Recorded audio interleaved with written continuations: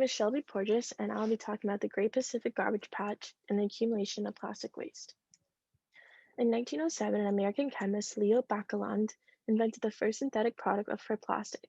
On the bottom right, Leo used the steam pressure vessel to produce quantities of the first totally synthetic plastic by reacting phenol and formaldehyde under high temperatures. The plastic product he invented is extremely versatile substance, and now plastic is found everywhere from decorations to paint to clothes into many more.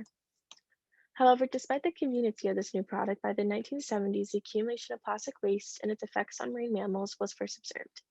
Plastic debris is mistaken for food in the ocean, such as plastic bags looking like jellyfish when floating in the ocean waters, which is now threatening the marine species to near extinction. As a result, due to the ocean covering 71% of the Earth's surface area, the ocean is the main waste dump and now acquires about 5.25 trillion pieces of plastic. To emphasize this issue, in 1977, Charles Moore, a scientific researcher, was sailing back home to Los Angeles and encountered a vast stretch of plastic debris that was about 300 miles long.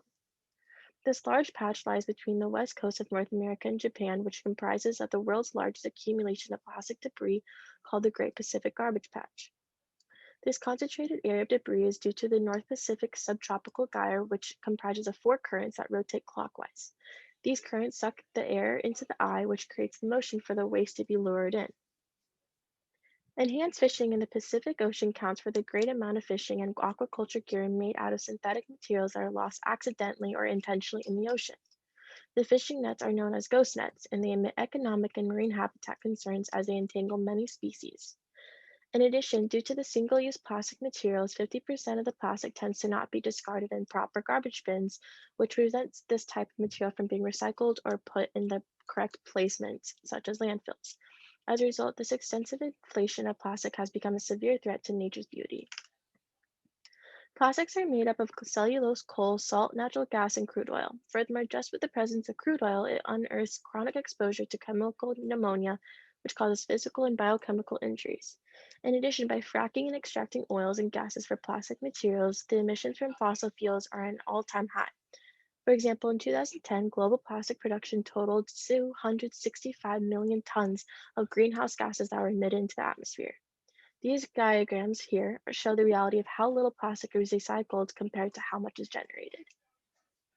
Not only is the manufacturing process behind making plastic unhealthy for the environment, but also the use of it, such as it has linked hormone disruptors regarding BPAs, BPSs, PVCs, and many more. This graph portrays the prevalence of microplastics that eventually rode into microplastics throughout the time.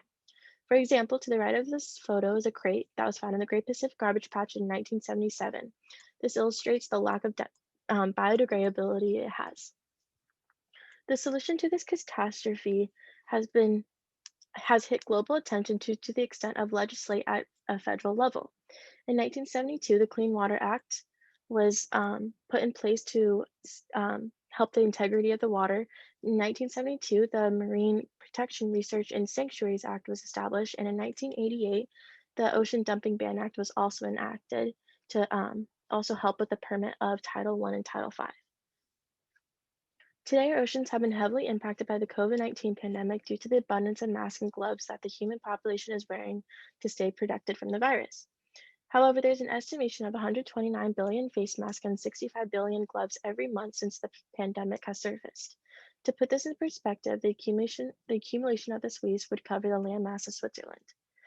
It is ironic that the materials that provide protection for the human population are being so harmful to the animal population.